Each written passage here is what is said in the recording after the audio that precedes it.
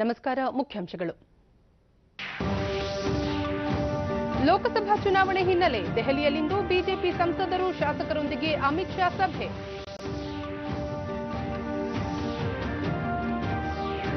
ಇಂದು ಸಿಖ್ಖರ ಧರ್ಮಗುರು ಗುರು ಗೋವಿಂದ್ ಸಿಂಗ್ ಜಯಂತಿ. ಪ್ರಧಾನಿ ನರೇಂದ್ರ ಮೋದಿ ಅವರಿಂದ ವಿಶೇಷ ನಾಣ್ಯ ಬಿಡುಗಡೆ.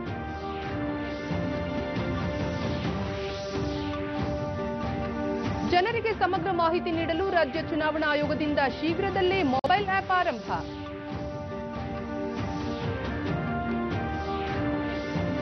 ಭಾರತ ಕ್ರಿಕೆಟ್ ತಂಡದ ಆಸ್ಟ್ರೇಲಿಯಾ ನ್ಯೂಜಿಲೆಂಡ್ ಪ್ರವಾಸ. ಅಮಾನತುಗೊಂಡಿರುವ ಹಾರ್ದಿಕ್ ಪಾಂಡ್ಯ, ಕೆಎಲ್ ರಾಹುಲ್ ಸ್ಥಾನಕ್ಕೆ ಶುಭ್ಮನ್ ಗಿಲ್ ಹಾಗೂ ವಿಜಯ್ ಶಂಕರ್ ಆಯ್ಕೆ. ವಾರ್ತೆಗಳ ವಿವರ. ಮುಂಬರುವ ಲೋಕಸಭಾ ಚುನಾವಣೆ ಹಿನ್ನೆಲೆಯಲ್ಲಿ ಪಕ್ಷದ ಸಂಸದರು, ವಿಧಾನಸಭಾ ಸದಸ್ಯರು ಹಾಗೂ ವಿಧಾನ ಪರಿಷತ್ ಸದಸ್ಯರೊಂದಿಗೆ ಬಿಜೆಪಿ ರಾಷ್ಟ್ರೀಯ ಅಧ್ಯಕ್ಷ ಅಮಿತ್ ಶಾ ದೆಹಲಿಯಲ್ಲಿಂದು ಸಭೆ ನಡೆಸಲಿದ್ದಾರೆ. ನಿನ್ನೆಯಷ್ಟೇ ಬಿಜೆಪಿ ಆಯೋಜಿಸಿದ್ದ 2 ದಿನಗಳ ರಾಷ್ಟ್ರೀಯ ಮಂಡಳಿ ಸಭೆ ಮುಕ್ತಾಯಗೊಂಡಿದ್ದು, ಲೋಕಸಭಾ ಚುನಾವಣೆಗೆ ರಣನೀತಿ ಕುರಿತು ಪಕ್ಷ ಗಂಭೀರ ಚರ್ಚೆ ನಡೆಸುತ್ತಿದೆ. ಇದೀಗ ಇಂದು ನಡೆಯಲಿರುವ ಸಭೆಯಲ್ಲಿ ವಿವಿಧ ರಾಜ್ಯಗಳಲ್ಲಿ ಪಕ್ಷ ಅನುಸರಿಸಬೇಕಾದ ತಂತ್ರಗಾರಿಕೆ ಕುರಿತು ಅಮಿತ್ ಶಾ ವಿಸ್ತೃತವಾಗಿ ಚರ್ಚಿಸುವ ಸಾಧ್ಯತೆಯಿದೆ. ಸಿಖ್ಖರ ಧರ್ಮಗುರು ಗುರು ಗೋವಿಂದ್ ಸಿಂಗ್ ಅವರ ಜಯಂತಿ ಅಂಗವಾಗಿ ಪ್ರಧಾನಿ ನರೇಂದ್ರ ಮೋದಿ ಇಂದು ವಿಶೇಷ ನಾಣ್ಯವನ್ನು ಬಿಡುಗಡೆ ಮಾಡಲಿದ್ದಾರೆ. ನಂತರ ದೆಹಲಿಯಲ್ಲಿ ನಡೆಯುವ ಸಮಾರಂಭವನ್ನು ಉದ್ದೇಶಿಸಿ ಅವರು ಮಾತನಾಡಲಿದ್ದಾರೆ. ಜನವರಿ 4ರಂದು ಪಟ್ನಾದಲ್ಲಿ ಗುರು ಗೋವಿಂದ್ ಸಿಂಗ್ ಅವರ ಸ್ಮರಣಾರ್ಥ ನಡೆದ ವಿಶೇಷ ಕಾರ್ಯಕ್ರಮದಲ್ಲಿ ಪ್ರಧಾನಿ ನರೇಂದ್ರ ಮೋದಿ ಅವರು ಭಾಗಿಯಾಗಿದ್ದರು.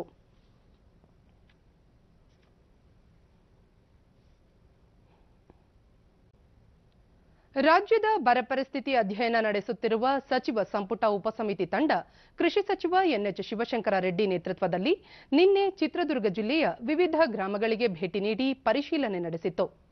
ಜಿಲ್ಲಾ ಉಸ್ತುವಾರಿ ಸಚಿವ ವೆಂಕಟರಮಣಪ್ಪ, ಸಾರಿಗೆ ಸಚಿವ ಡಿಸಿ ತಮ್ಮಣ್ಣ, ಸಣ್ಣ ಕೈಗಾರಿಕಾ ಸಚಿವ ಶ್ರೀನಿವಾಸ್, ಸಂಸದ ಬಿಎನ್ ಚಂದ್ರಪ್ಪ ಮತ್ತಿತರರು ಚಳ್ಳಕೆರೆ ತಾಲೂಕಿನ ವಿವಿಧೆಡೆ ಬೆಳೆ ಹಾನಿ ಪರಿಶೀಲಿಸಿದರು.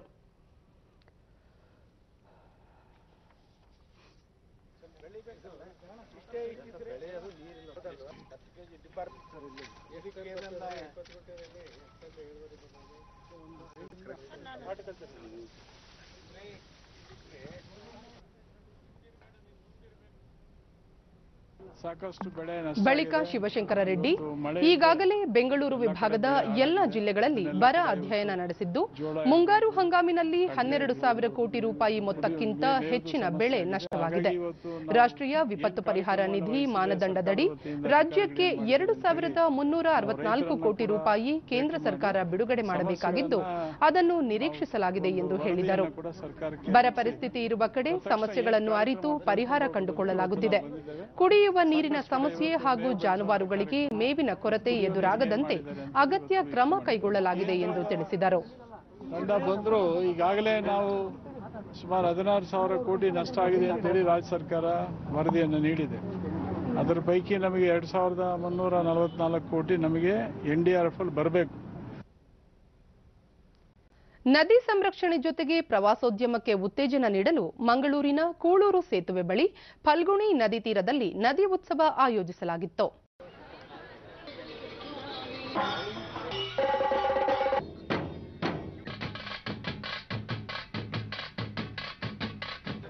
ಪಶ್ಚಿಮ ಘಟ್ಟಗಳ ಸಾಲು, ಸಮುದ್ರದ ಅಲೆಗಳ ಜೊತೆಗೆ ಕರಾವಳಿ ಜಿಲ್ಲೆಯಲ್ಲಿ ಹರಿಯುವ ಫಲ್ಗುಣಿ, ನೇತ್ರಾವತಿ, ಶಾಂಭವಿ ನದಿಗಳು ಜಿಲ್ಲೆಯ ಪ್ರಾಕೃತಿಕ ಸೊಬಗನ್ನು ಹೆಚ್ಚಿಸಿದ್ದು, ಇಲ್ಲಿ ಇದೇ ಮೊದಲ ಬಾರಿಗೆ ನದಿ ಉತ್ಸವ ಜರುಗುತ್ತಿದೆ. ನಗರಾಭಿವೃದ್ಧಿ ಸಚಿವ ಯುಟಿ ಖಾದರ್ ನದಿ ಉತ್ಸವಕ್ಕೆ ಚಾಲನೆ ನೀಡಿದರು. ಮಹಾಪೌರ ಭಾಸ್ಕರ್, ಜಿಲ್ಲಾಧಿಕಾರಿ ಸಸಿಕಾಂತ್ ಸೆಂಥಿಲ್, ಪೊಲೀಸ್ ಆಯುಕ್ತ ಸುರೇಶ್ ಮತ್ತಿತರರು ಉಪಸ್ಥಿತರಿದ್ದರು. ನದಿ ಉತ್ಸವ ನಡೆಯುವ ಸ್ಥಳ ವರ್ಣರಂಜಿತ ಚಿತ್ರಗಳಿಂದ ಕಂಗೊಳಿಸುತ್ತಿದೆ. ಜಲಸಾಹಸ ಕ್ರೀಡೆಗಳು, ಚಲನಚಿತ್ರೋತ್ಸವ, ಬಗೆ ಬಗೆ ಮಳಿಗೆಗಳು ಉತ್ಸವದ ಸೊಬಗನ್ನು ಹೆಚ್ಚಿಸಿವೆ. ಬಳಿಕ ಯುಟಿ ಖಾದರ್ ಸಂಪನ್ಮೂಲಗಳನ್ನು ಸಮರ್ಥವಾಗಿ ಬಳಸಿಕೊಂಡು ಪ್ರವಾಸೋದ್ಯಮಕ್ಕೆ ಉತ್ತೇಜನ ನೀಡಿ ಆದಾಯದ ಮಾರ್ಗವಾಗಿ ಪರಿವರ್ತಿಸಿಕೊಳ್ಳಬಹುದಾಗಿದೆ ಎಂದರು. ನದಿ ಉತ್ಸವ ಜಿಲ್ಲಾಡಳಿತ ಯಾಕೆ ಮಾಡಿ ಕೊಡ್ತಿದೆ ಅಂತ ಹೇಳಿದ್ರೆ, ಇದು ಮಾದರಿಯಾಗಿ ನಾವು ಇನ್ನಿತರಿಗೆ ತೋರಿಸಿಕೊಳ್ಳಲಿಕ್ಕೆ, ಇನ್ನಿತರ ಬೇರೆ ಬಂದು ಕಲಿಬೇಕು. ಯಾವ ರೀತಿ ನಾವು ನದಿ ಉತ್ಸವ ಮಾಡಬಹುದಂತೇಳಿ. ಈ ತರ ಫೆಸ್ಟಿವಲ್ ಮಾಡಿ ವಿದ್ಯಾರ್ಥಿನಿ ಅಶ್ವಿನಿ ಈ ಉತ್ಸವದ ಮೂಲಕ ನದಿಗಳ ಮಹತ್ವ ಅರಿತಿದ್ದು ನದಿ ಸಂರಕ್ಷಣೆಗೆ ಇಂತಹ ಕಾರ್ಯಕ್ರಮಗಳು ಅಗತ್ಯ ಎಂದರು. ಮಾಡಿದ್ರೆ ಎಲ್ಲರಿಗೂ ಗೊತ್ತಾಗುತ್ತೆ, ಓ ಇದೇ ತರ ನದಿಗಳಿದೆ, ನಾವು ನದಿಗಳನ್ನ ಸಂರಕ್ಷಣೆ ಮಾಡಬೇಕು. ಮತ್ತೋರ್ವ ವಿದ್ಯಾರ್ಥಿನಿ ಕಲ್ಪನಾ ವಿನೂತನ ಕಾರ್ಯಕ್ರಮ ವಿಶಿಷ್ಟ ಅನುಭೂತಿ ನೀಡಿದೆ ಎಂದರು. ಚೆನ್ನಾಗಿದೆ. ಇನ್ನು ನೆಕ್ಸ್ಟ್ ಟೈಮ್ ಸ್ಟೂಡೆಂಟ್ಸ್ ಎಲ್ಲ ಜಾಸ್ತಿ ಎಲ್ಲ ಕಾಲೇಜಿಂದ ಕರೆಸ್ಲಿ, ಮತ್ತೆ ಪಬ್ಲಿಕ್ನೆಲ್ಲ ಕರ್ಕೊಂಡು ಬಂದು, ಮತ್ತೆ ರಿವರ್ ಪೊಲ್ಯೂಷನ್ ಮಾಡಬಾರ್ದು ರಿವರ್ಸ್ನೆಲ್ಲ. ಬೆಳಗಾವಿ ಜಿಲ್ಲೆ ಸಂಗೊಳ್ಳಿಯಲ್ಲಿ ಆಯೋಜಿಸಿರುವ 2 ದಿನಗಳ ಸಂಗೊಳ್ಳಿ ರಾಯಣ್ಣ ಉತ್ಸವವನ್ನು ಶಾಸಕ ಮಹಂತೇಶ್ ಕೌಜಲಗಿ ನಿನ್ನೆ ಉದ್ಘಾಟಿಸಿದರು. ಸರ್ಕಾರದ ಮುಖ್ಯ ಸಚೇತಕ ಗಣೇಶ್ ಹುಕ್ಕೇರಿ, ಜಿಲ್ಲಾಧಿಕಾರಿ ಎಸ್ಬಿ ಬೊಮ್ಮನಹಳ್ಳಿ, ಗುರುಸಿದ್ದಲಿಂಗೇಶ್ವರ ಮಠದ ಗುರುಲಿಂಗ ಸ್ವಾಮೀಜಿ ಮತ್ತಿತರರು ಭಾಗವಹಿಸಿದ್ದರು. ನಂತರ ಮಹಂತೇಶ್ ಕೌಜಲಗಿ ಯುವಜನರಲ್ಲಿ ರಾಷ್ಟ್ರಭಕ್ತಿ ಮೂಡಿಸುವ ನಿಟ್ಟಿನಲ್ಲಿ ಇಂತಹ ಉತ್ಸವಗಳು ಪ್ರೇರಣೆಯಾಗಲಿವೆ. ಸಂಗೊಳ್ಳಿ ರಾಯಣ್ಣನ ತ್ಯಾಗ ಬಲಿದಾನ ಯುವಜನರಿಗೆ ಸ್ಫೂರ್ತಿದಾಯಕ ಎಂದು ತಿಳಿಸಿದರು. ಅವರ ಸಂಪೂರ್ಣವಾದಂತಹ ಒಂದು ಜೀವನವನ್ನ ಅರ್ಪಿಸಿದ್ದಾರೆ. ಆ ನಿಟ್ಟಿನಲ್ಲಿ ಅವ್ರನ್ನೆಲ್ಲ ಸ್ಮರಣೆಯನ್ನ ಮಾಡುವುದು ನಮ್ಮ ನಿಮ್ಮೆಲ್ಲರ ಕರ್ತವ್ಯ. ಅದರ ಜೊತೆಗೆ ಇವತ್ತಿನ ಎಲ್ಲ ಯುವ ಜನಾಂಗಕ್ಕೆ ಅದನ್ನು ತಿಳಿಸಿಕೊಡುವುದು ಸಹಿತ ನಮ್ಮ ನಿಮ್ಮ ಕರ್ತವ್ಯ. ಇತ್ತೀಚೆಗೆ ಹೆಚ್ಚಾಗುತ್ತಿರುವ ರಸ್ತೆ ಅಪಘಾತಗಳನ್ನು ತಗ್ಗಿಸುವ ನಿಟ್ಟಿನಲ್ಲಿ ಕರ್ನಾಟಕ ರಾಜ್ಯ ಹೆದ್ದಾರಿ ಅಭಿವೃದ್ಧಿ ಯೋಜನೆ ವತಿಯಿಂದ ಜನಜಾಗೃತಿಗಾಗಿ ಬೆಂಗಳೂರಿನಲ್ಲಿಂದು ರಸ್ತೆ ಸುರಕ್ಷತಾ ಓಟ ಆಯೋಜಿಸಲಾಗಿತ್ತು. ಕಂಠೀರವ ಕ್ರೀಡಾಂಗಣದಿಂದ ಸುರಕ್ಷತಾ ಓಟಕ್ಕೆ ಸರ್ಕಾರದ ಹೆಚ್ಚುವರಿ ಮುಖ್ಯ ಕಾರ್ಯದರ್ಶಿ ರಜನೀಶ್ ಗೋಯಲ್ ಚಾಲನೆ ನೀಡಿದರು. ಹಿರಿಯ ಐಎಎಸ್ ಅಧಿಕಾರಿ ಡಾ ಶಾಲಿನಿ ರಜನೀಶ್ ಸೇರಿದಂತೆ ವಿವಿಧ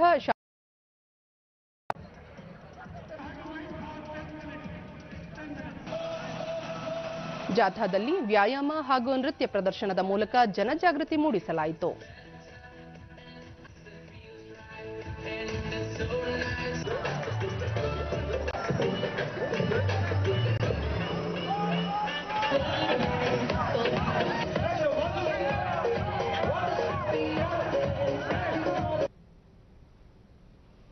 ಚಿತ್ರದುರ್ಗ ಜಿಲ್ಲಾ ನ್ಯಾಯಾಲಯದ ಆವರಣದಲ್ಲಿ ನಿರ್ಮಾಣಗೊಂಡಿರುವ ಮಧ್ಯಸ್ಥಿಕೆ ಕೇಂದ್ರದ ಕಟ್ಟಡ ಉದ್ಘಾಟನಾ ಸಮಾರಂಭ ನಿನ್ನೆ ನಡೆಯಿತು.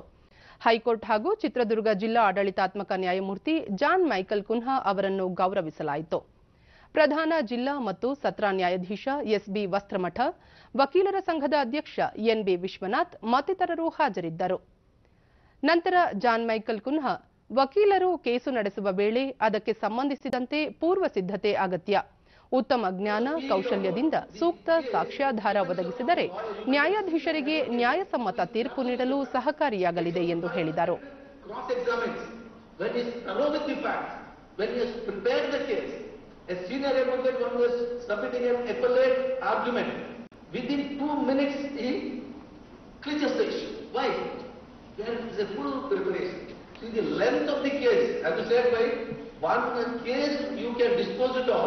Because you have determined to close that case, you have made all preparations, you have studied.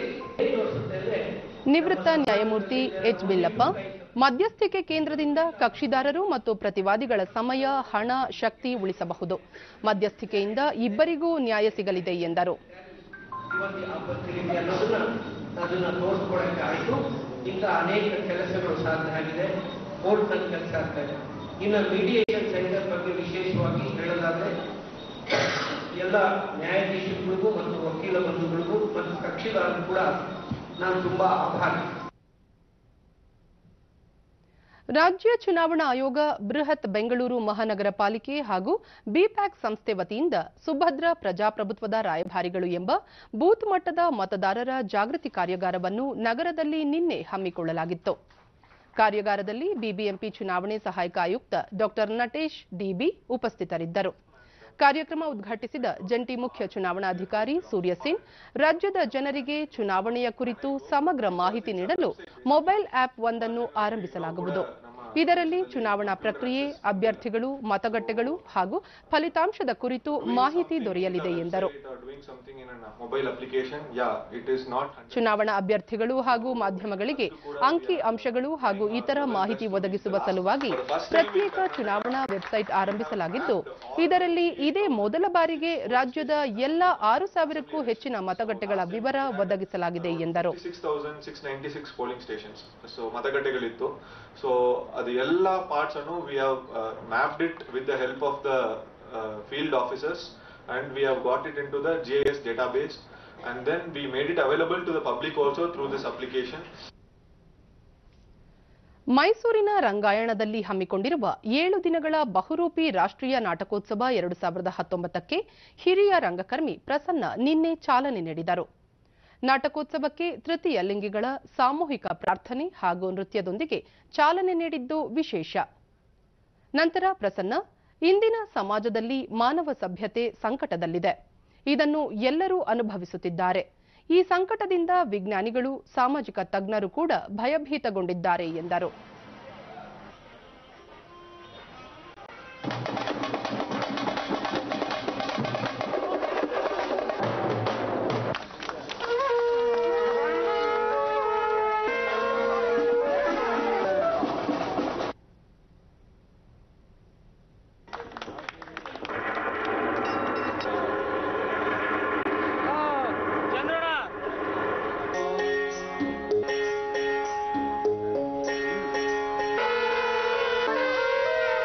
ಮಾನವ ಸಭ್ಯತೆ ಸಂಕಟದಲ್ಲಿದೆ ಅಂತ ಹೆಚ್ಚು ಕಡಿಮೆ ಎಲ್ಲರೂ ನಾವು ಅನುಭವಿಸ್ತಾ ಇದ್ದೇವೆ. ಬರೀ ಕಾಣ್ತಾ ಇಲ್ಲ, ಅನುಭವಿಸ್ತಾ ಇದ್ದೇವೆ. ಈ ಸಂಕಟ ಎಷ್ಟು ದಟ್ಟವಾಗಿದೆ ಅಂತಂದ್ರೆ ಅನೇಕ ವಿಜ್ಞಾನಿಗಳು, ತತ್ವಜ್ಞಾನಿಗಳು ಎಷ್ಟು ಹೆದರಿ ಹೋಗಿದ್ದಾರೆ ಅಂತಂದ್ರೆ ಮಾನವ ಸಭ್ಯತೆ ಉಳಿಯುತ್ತೋ ಇಲ್ಲವೋ ಅನ್ನುವ ಅನುಮಾನವನ್ನ ಕೂಡ ಅನೇಕರು ವ್ಯಕ್ತಪಡಿಸಿದ್ದಾರೆ. ರಂಗಾಯಣದ ನಿರ್ದೇಶಕಿ ಭಾಗೀರಥಿ ಬಾಯಿ, ನಾಟಕ ರಂಗದ ಇತಿಹಾಸ ಬಿಂಬಿಸಲು ಹಾಗೂ ಭವಿಷ್ಯವನ್ನು ಅರ್ಥೈಸಿಕೊಳ್ಳಲು ಇಂತಹ ನಾಟಕೋತ್ಸವಗಳು ಅಗತ್ಯ ಎಂದರು. ಅತ್ಯಂತ ಪ್ರಸ್ತುತವಾದ ವಿಷಯ. ಪ್ರಸ್ತುತ ಸಮಾಜವನ್ನು ಬಿಂಬಿಸುವುದಕ್ಕೆ, ಭವಿಷ್ಯದ ಬಗ್ಗೆ ಚಿಂತಿಸುವುದಕ್ಕೆ, ಇತಿಹಾಸವನ್ನು ಅರ್ಥೈಸುವುದಕ್ಕೆ. ಮೈಸೂರು ಮೇಯರ್ ಪುಷ್ಪಲತಾ ಜಗನ್ನಾಥ್ ಮತ್ತಿತರರು ಉಪಸ್ಥಿತರಿದ್ದರು. 7 ದಿನಗಳ ನಾಟಕೋತ್ಸವದಲ್ಲಿ ಕನ್ನಡ, ಹಿಂದಿ, ತಮಿಳು, ಮರಾಠಿ ಸೇರಿದಂತೆ ವಿವಿಧ ಭಾಷೆಗಳ ನಾಟಕ ಪ್ರದರ್ಶನ ಜರುಗಲಿದೆ.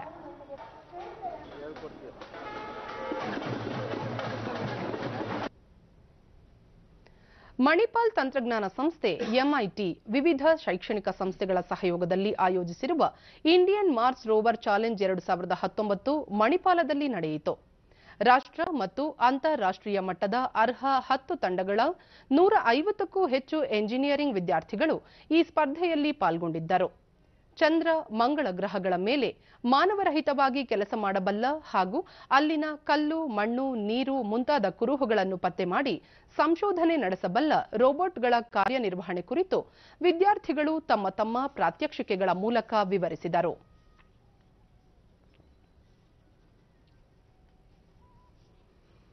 ಇದು ಮುಖ್ಯವಾಗಿ ಯೂನಿವರ್ಸಿಟಿ ಎಂಐಟಿ ಎಂಜಿನಿಯರಿಂಗ್ ಕಾಲೇಜಿನ ಪ್ರೊಫೆಸರ್ ಡಾಕ್ಟರ್ ಶ್ರೀಹರಿ ಉಪಾಧ್ಯಾಯ, ಅಮೆರಿಕದಲ್ಲಿ ನಡೆಯುತ್ತಿರುವ ಮಾರ್ಸ್ ರೋವರ್ ಚಾಲೆಂಜ್ನ ಒಂದು ಭಾಗವಾಗಿ 3 ದಿನಗಳ ಸ್ಪರ್ಧೆಯನ್ನು ಎಂಐಟಿ ಆಯೋಜಿಸಿದೆ. ರಾಷ್ಟ್ರ ಮತ್ತು ಅಂತಾರಾಷ್ಟ್ರೀಯ ಮಟ್ಟದ ತಲಾ 5 ತಂಡಗಳು ಸ್ಪರ್ಧೆಯಲ್ಲಿ ಭಾಗವಹಿಸಿವೆ ಎಂದರು.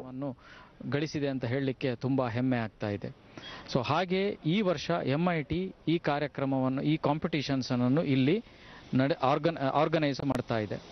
ಸೊ ಇದರಲ್ಲಿ ಐಐಟಿ ಮೆಡ್ರಾಸಿನ ತಂಡ, VIT Vellore, VIT Chennai, NIT Surat, Delhi technological university ಎಂಬ ಒಟ್ಟು ರಾಷ್ಟ್ರೀಯ ಮಟ್ಟದ 5 ತಂಡಗಳು, ಹಾಗೆ ಪೋಲೆಂಡಿನ 2 ತಂಡ, ಬಾಂಗ್ಲಾದೇಶದ 3 ತಂಡ, ಅಂತಾರಾಷ್ಟ್ರೀಯ ಮಟ್ಟದಿಂದ 5 ತಂಡಗಳು ಭಾಗವಹಿಸ್ತಾ ಇದೆ.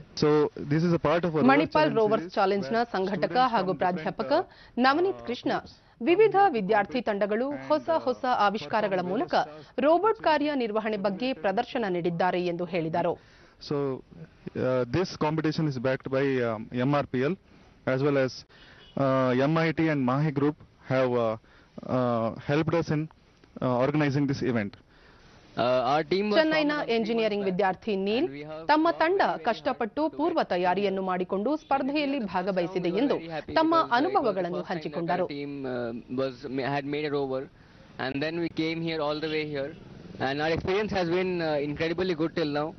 On the first day, we did not score much points because we had some problems. But on the second and third day, we had rectified those problems and then we had scored some points. Holland ದೇಶದ engineering ವಿದ್ಯಾರ್ಥಿ ಮಾರ್ಸೆ ಸ್ಪರ್ಧೆಯಲ್ಲಿ ಪಾಲ್ಗೊಂಡಿರುವುದು ಸಂತಸ ತಂದಿದೆ ಎಂದರು. And that's the project that gave the birth of the main rover that we had. The backup rover got built in a few days. ಭಾರತೀಯ ವಿದ್ಯಾರ್ಥಿ rover ಚಾಲೆಂಜ್ನ ಸದಸ್ಯೆ ಕಾಂಗ್ಸಾ ಕೌಶಿಲ್ ವಿದ್ಯಾರ್ಥಿಗಳು ತಮ್ಮ ಕೌಶಲ್ಯ ಪ್ರದರ್ಶನಕ್ಕೆ ಈ ಸ್ಪರ್ಧೆ ಒಂದು ಉತ್ತಮ ವೇದಿಕೆಯಾಗಿದೆ ಎಂದು ಹೇಳಿದರು. अपनी हिंदुस्तान की टीम्स अभी तक बहुत अच्छा परफॉर्म कर रही हैं, अपनी काबिलियत से भी ज्यादा अच्छा परफॉर्म कर रही हैं. इन इंजीनियर्स को यहाँ आके बहुत कुछ समझ में आया है, उन्हें अलग से अपनी स्किल्स देखने का मौका मिला है. ಆಸ್ಟ್ರೇಲಿಯಾ ಹಾಗೂ ನ್ಯೂಜಿಲೆಂಡ್ ಏಕದಿನ ಕ್ರಿಕೆಟ್ ಸರಣಿಗೆ ಕೆಎಲ್ ರಾಹುಲ್ ಹಾಗೂ ಹಾರ್ದಿಕ್ ಪಾಂಡ್ಯ ಅವರನ್ನು ಅಮಾನತು ಮಾಡಿರುವ ಹಿನ್ನೆಲೆಯಲ್ಲಿ ಅವರ ಸ್ಥಾನಕ್ಕೆ ಬ್ಯಾಟ್ಸ್ಮನ್ ಶುಭ್ಮನ್ ಗಿಲ್ ಹಾಗೂ ಸವ್ಯಸಾಚಿ ವಿಜಯ್ ಶಂಕರ್ ಅವರನ್ನು ಆಯ್ಕೆ ಮಾಡಲಾಗಿದೆ. ಈ ಇಬ್ಬರು ಆಟಗಾರರು ಅಡಿಲೇಡ್ನಲ್ಲಿ ಆರಂಭವಾಗಲಿರುವ ಎರಡನೇ ಏಕದಿನ ಪಂದ್ಯದ ಮೊದಲು ತಂಡವನ್ನು ಸೇರಿಕೊಳ್ಳಲಿದ್ದು ನ್ಯೂಜಿಲೆಂಡ್ ಪ್ರವಾಸದಲ್ಲೂ ಮುಂದುವರಿಯಲಿದ್ದಾರೆ. ಇತ್ತೀಚೆಗೆ ನಡೆದ ಖಾಸಗಿ ಟಿವಿ ಕಾರ್ಯಕ್ರಮವೊಂದರಲ್ಲಿ ಹಾರ್ದಿಕ್ ಪಾಂಡ್ಯ ಹಾಗೂ ಕೆಎಲ್ ರಾಹುಲ್ ವಿವಾದಾತ್ಮಕ ಹೇಳಿಕೆ ನೀಡಿರುವ ಹಿನ್ನೆಲೆಯಲ್ಲಿ ಇಬ್ಬರೂ ಆಟಗಾರರನ್ನು ಆಸ್ಟ್ರೇಲಿಯಾ ವಿರುದ್ಧದ ಉಳಿದ ಪಂದ್ಯಗಳಿಗೆ ಹಾಗೂ ನ್ಯೂಜಿಲೆಂಡ್ ಪ್ರವಾಸದಲ್ಲಿ ಪಾಲ್ಗೊಳ್ಳದಂತೆ ಅಮಾನತುಗೊಳಿಸಲಾಗಿದೆ. ಕೊನೆಯಲ್ಲಿ ಮತ್ತೊಮ್ಮೆ ಮುಖ್ಯಾಂಶಗಳು. ಲೋಕಸಭಾ ಚುನಾವಣೆ ಹಿನ್ನೆಲೆ ದೆಹಲಿಯಲ್ಲಿಂದು ಬಿಜೆಪಿ ಸಂಸದರು ಶಾಸಕರೊಂದಿಗೆ ಅಮಿತ್ ಶಾ ಸಭೆ.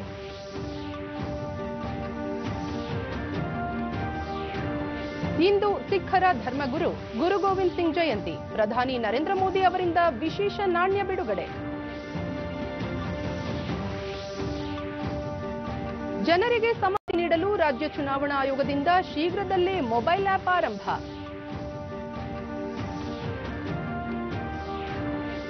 ಭಾರತ ಕ್ರಿಕೆಟ್ ತಂಡದ ಆಸ್ಟ್ರೇಲಿಯಾ ನ್ಯೂಜಿಲೆಂಡ್ ಪ್ರವಾಸ.